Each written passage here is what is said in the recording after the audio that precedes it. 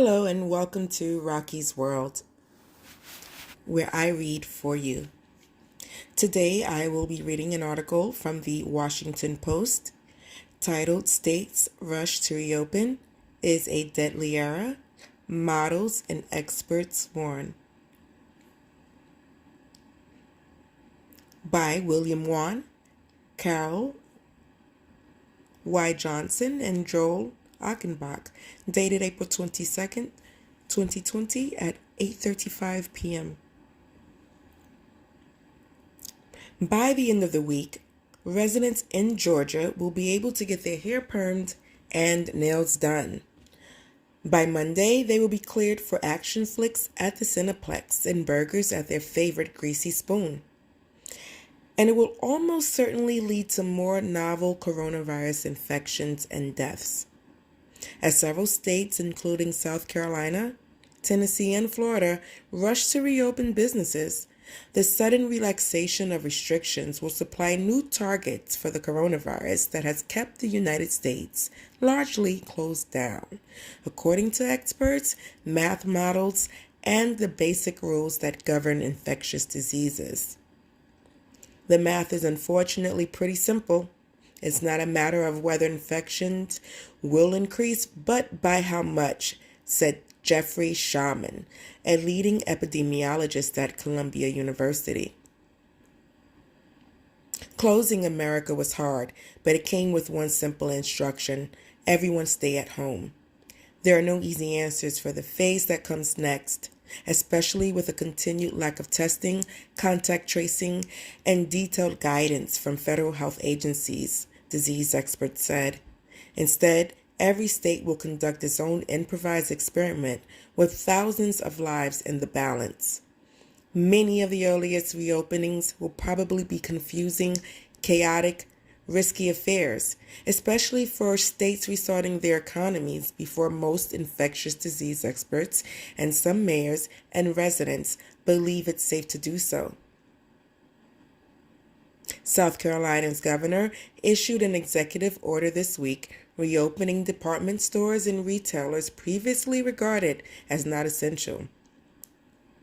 Tennessee's governor said he plans to allow most businesses to reopen once his safer at home order expires next week. Governors in Mississippi and Ohio have had the same, and Colorado's Governor Jared Polis said some businesses could reopen on Friday.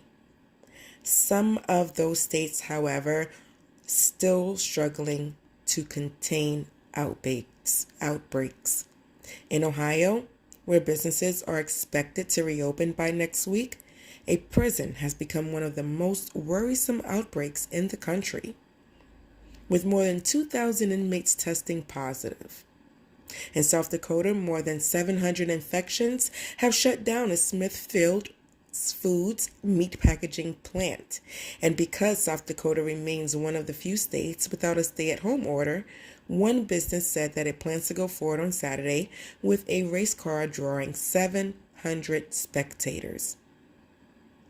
Georgia, according to some models, is one of the last states that should be reopening. The state has had more than 830 COVID-19 deaths.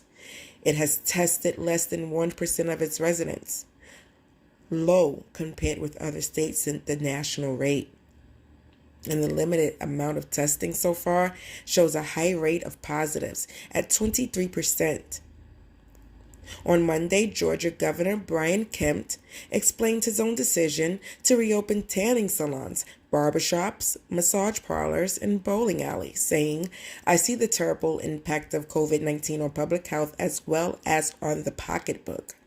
Kemp said he will urge businesses to take precautions such as screening for fevers, spacing workstations apart, and having workers wear gloves and masks if appropriate. President Trump, who has pushed to reopen parts of American life, said on Wednesday he told Georgia's governor that he disagreed strongly with his decision. But Trump added, at the same time, he must do what he thinks is right. Kemp did not directly respond, but in tweets Wednesday night, he said he appreciated the president's bold leadership and pledged that our next membership step is driven by data and guided by state public health officials. In recent days, other governors have defended their decisions to quickly reopen as an economic necessity, an exercise in states' rights, and a matter of freedom. What I've seen across the country is so many people give up their liberties just for a little bit of security, and they don't have to do that. South Dakota Governor Kristi L. Noem. We can't wait until there's a cure to this, said Mississippi Governor Tate Reeves, who plans to reopen some businesses after a stay-at-home order expires Monday. We can't wait until every single parent can get tested every single day to open up our economy.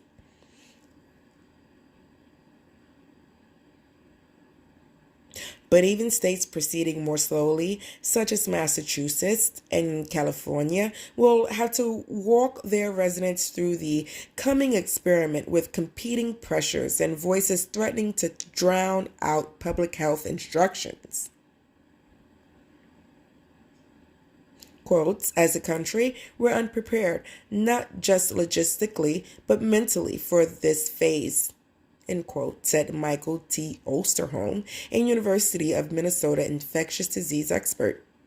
He worries most Americans do not grasp the long, hard months facing them and the likelihood of repeated surges in the virus.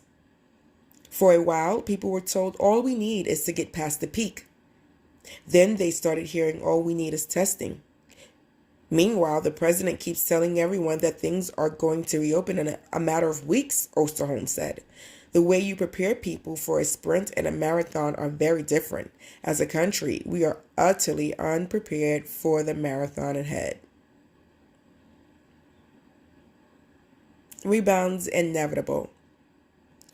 This is the central problem. The vast majority of Americans are still believed to be uninfected, making them like dry kindling on a forest floor. Bearing a vaccine or treatment, the virus will keep burning until it runs out of fuel. The trick is to keep that burn at a controlled rate, Osterholm said. Quote, we have focused so much on how we are dying from the virus that we have not focused on how to live with the virus, end quote. Epidemiologist models suggest the best strategy for keeping the burn rate under control is to drive the number of infections as low as possible before restoring the economic activity. That would then provide time to react if cases flare. The economic devastation that would cause is significant, but those same models suggest that reopening prematurely increases the likelihood that communities will have to shut back down once infections reach a certain level, creating multiple open-shut cycles. According to these concerns, the director of the Centers for Disease Control and Prevention said Monday that a second wave of infections next winter would be even more devastating because it would coincide with flu season. There is no simple one-size-fits-all protocol for reopening the economy, said David Rubin, director of Policy Lab at Children's Hospital of Philadelphia. Rubin is developing a model to forecast how reopening 260 U.S. counties on May 15th would play out if residents maintained only half social distancing measures now in place. The good news, Rubin said, is that modest size, relatively spread out cities will probably have room to make adjustments. But if restrictions ease too much, New York and similarly dense cities will rapidly see infections spike again. Quote, it comes back really quick and the peaks are much higher than what you're seeing right now, end quote, Rubin said. Quote, it was sobering. I was more optimistic before we did our models, end quote. This is why epidemiologists are cautioning state leaders to inch toward reopening with tentative, staggered steps. The fraught science of reopening. Newly emerging science illustrates just how complicated and fraught those steps may be. Dine-in restaurants are one sector Trump and some governors have repeatedly mentioned. To reopen, owners may have to rethink not just how closely diners sit together and how food is served, but also how ventilation systems and airflow around diners may need to be retooled. A recent case study published by the CDC examined how a single patron infected 9 others at an air-conditioned restaurant in China. The infected person, a 63-year-old retired woman, did not begin running a fever and cough until after her lunch January 24th at the Gungazu restaurant, but over the next 2 weeks, it became apparent the virus had spread to 4 diners at her table and to 5 people sitting at adjacent tables roughly 3 feet away.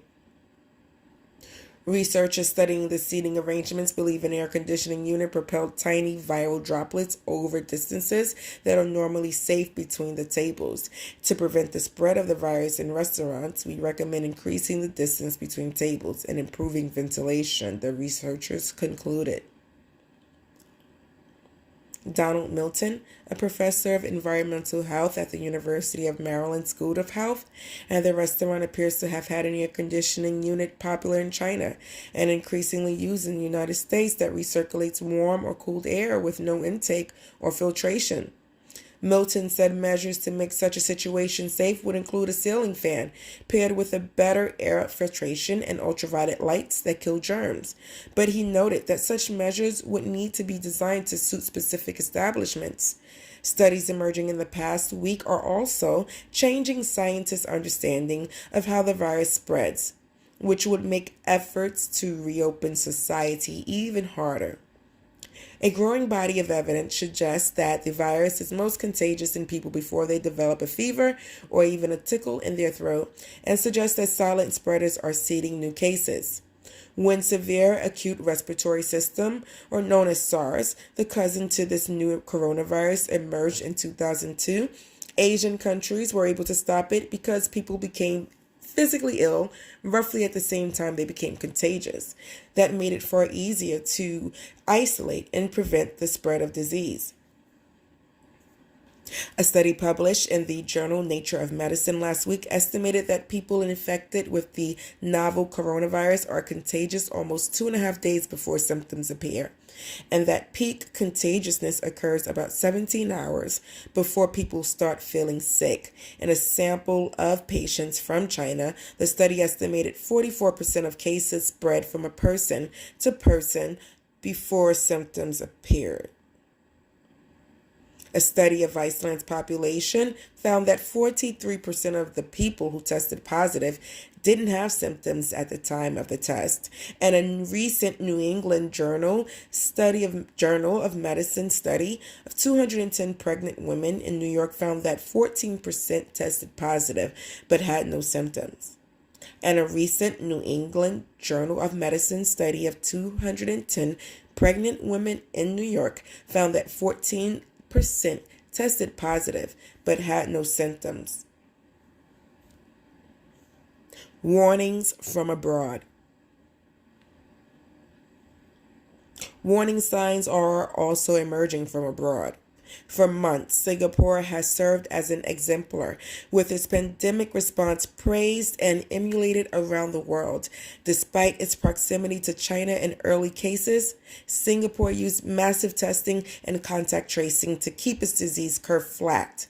It even deployed police to trace people's movements with security camera footage and credit card records. These painstaking efforts kept schools and businesses open and its economy afloat until this month, when the virus found and exploited a weak point: low-wage migrant workers living in densely packed dormitories. It only takes a few people to let down their guard and the virus will slip through, said Prime Minister Lee Hsien Loong, who begged citizens to maintain discipline. The daily number of new cases has soared from 200 last month to 1,426 on Monday. In recent days, the government shut down schools, made masks mandatory, and forced hundreds of thousands of migrant workers into quarantine. What worries me looking at Singapore is how much capacity they have on testing and contract tracing compared to the U.S., and yet months into the pandemic, even they are having to become more restrictive, said Tom Inglesby, director of the Johns Hopkins Center for Medical Security. Meanwhile, we in America have nowhere near that testing and tracing, yet all we are talking about is loosening up our restrictions. The need for warning systems. Given the dangers involved in reopening, what states desperately need are a warning system and suppression tool to prevent infectious diseases from cresting again.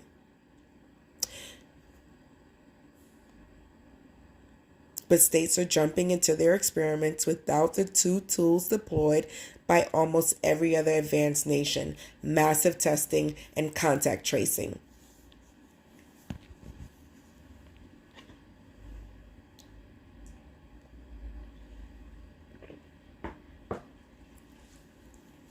Governors, Republicans, and Democrats from Virginia to Washington to Ohio continue to plead for federal authorities to fix shortages of swabs, chemical reagents, and testing kits, a national supply problem they cannot solve independently.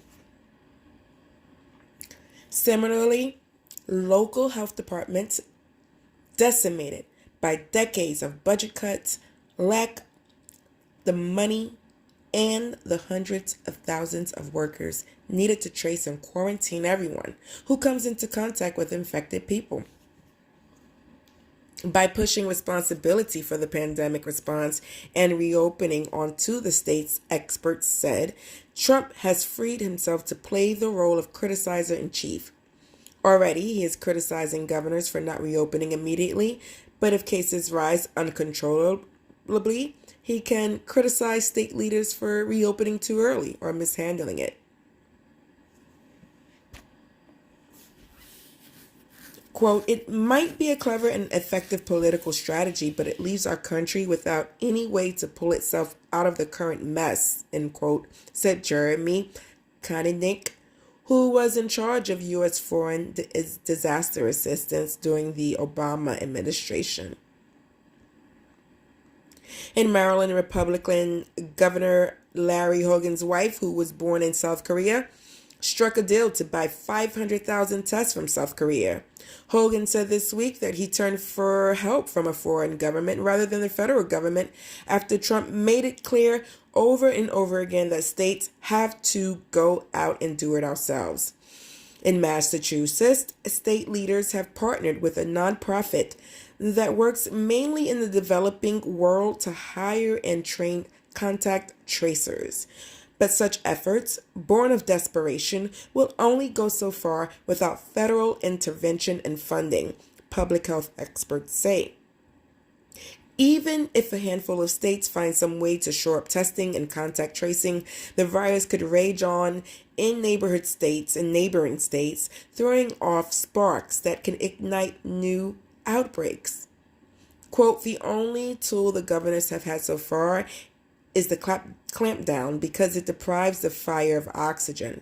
The second you let that up, the fire comes roaring back, end quote, said Kanidik, who oversaw the U.S. government Ebola response in West Africa. But until you have water or sand, that's all you can do. And it remains to be seen whether we as a country are going to figure out a way to get that bucket of water to start putting out the fire. Thank you for reading the article with me or listening to the article while I read to you. I'm going to read the end credits now. Chris Mooney contributed to this report. William Wan is a national correspondent covering health, science, and news for the Washington Post. He previously served as the Post China's correspondent in Beijing, roving U.S. national correspondent, foreign policy reporter, and religion reporter. Carolyn Johnson is a science reporter. She previously covered the business of health and the affordability of health care to consumers. Joel Achenbach covers science and politics for the National Desk. He has been a staff writer for the Post since 1990. Feel free to always send me an email of anything that you'd like to read. Maybe you are too busy to sit and read this reading took about 17 minutes and maybe you don't have the time or the eyesight, or maybe you just want to hear this while you cook, clean, shower, use the bathroom, garden, or do your work.